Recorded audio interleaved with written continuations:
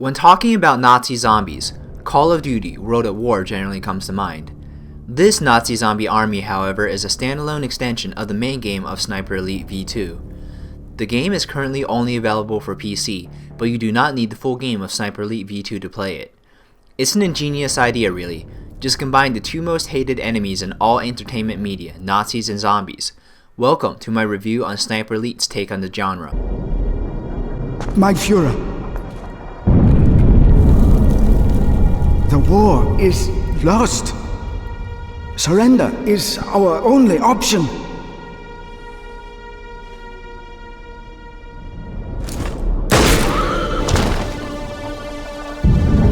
The fatherland will not fall! Execute Plan D!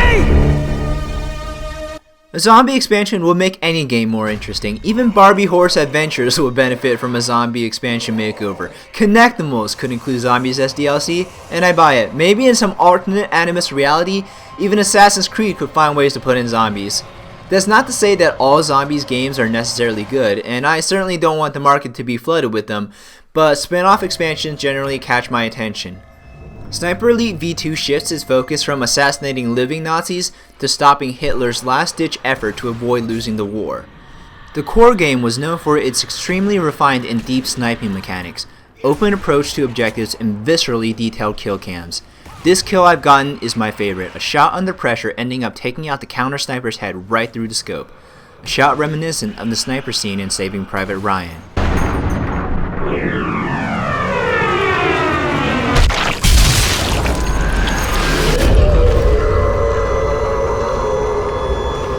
You can really see the attention to detail when you watch these upcoming kill cams featuring the bullet tumbling through midair after it penetrates one enemy and taking out a second. The Nazi zombie army is playable cooperatively with up to 4 players. Left 4 Dead and Black Ops 2 Zombies are the games that people think about mostly when you mention stellar co-op zombie games. How well does it work with the gameplay of Sniper Elite? The positives from the main game carry over. Using sniper rifles is the best part. Major factions from both theaters of the war have their guns featured. The German Kar 98K, Russian Mosin Nagant, American Springfield and Garand, and the British Lee Enfield are in the game, just to name a few. Sniping mechanics are deep. You need to compensate for your bullet dropping over a distance. You'll have a faster heartbeat after sprinting, so your scope will shake more. I was pleasantly surprised by how good the game looks overall. I'm playing this with all settings except anti-aliasing maxed out. There is also the option of super sampling if you choose to enable it. Like mentioned previously, the kill cams are gorgeous to watch. Going for the nutshot was one of the highlights a lot of people remember from the core game. The action sequences in this game are exciting and fast paced. This is generally what I expected. At the low price point of only $15 on Steam, priced like an Xbox Live Arcade or PlayStation Store arcade game, I did resign myself to getting a quick jump in and start ripping open heads type of game. And this game definitely delivers in that aspect. I especially like the segments where you have to hold out against a massive horde. Unfortunately, there's no instant action mode where you can just jump in and play wave defense like in Gears of War Horde.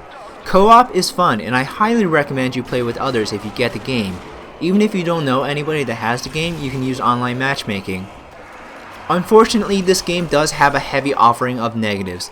There is all but no story. All you know is that you are trying to stop Hitler's zombification plan. A little more of a backdrop wouldn't hurt. Sniper Elite was never good with close quarters combat, and this game has a lot of it. On non-scoped guns, there are no iron sights for precision, and the free aim reticle isn't too comfortable. The cover system is unreliable, and it serves little purpose, as few enemies can shoot back. From the openness of the first game, you are now funneled into a relatively linear approach vector. The openness and stalking of opponents was the former highlight, but now as you are the prey, you lose that ultimate agency high. I know this game wasn't going for the horror factor, but I never really felt threatened during any difficulty in the game. In co-op, you can even revive teammates. It doesn't take long for the game to feel repetitive and sluggish. You move to an area, defend said area, move on, rinse, and repeat. There are 5 levels, and I think 4 to 5 hours is a safe estimate for how long it will take most people to finish the game. There are collectibles to be found, but I don't think that'll be an enticing factor for some people to come back after you're done with the game. Overall, I found the expansion to be enjoyable for what it is. A relatively mindless shooter that allowed me to jump in and quickly watch the detailed effects of me blowing off zombie heads. The main game of Sniper Elite V2 was a thinking man shooter, so if you enjoyed it, the mindless shoot 'em up version might be an attractive option to you as a change of pace.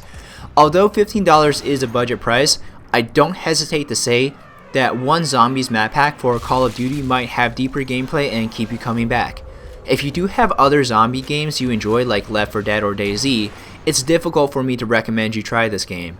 If you do need a quick fix of zombie killing and can live with some of the negatives I mentioned in this video, and if you just can't get enough of killing zombies, this can help.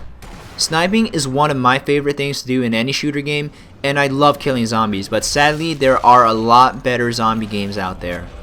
I give Sniper Elite V2 Nazi Zombie Army a C-.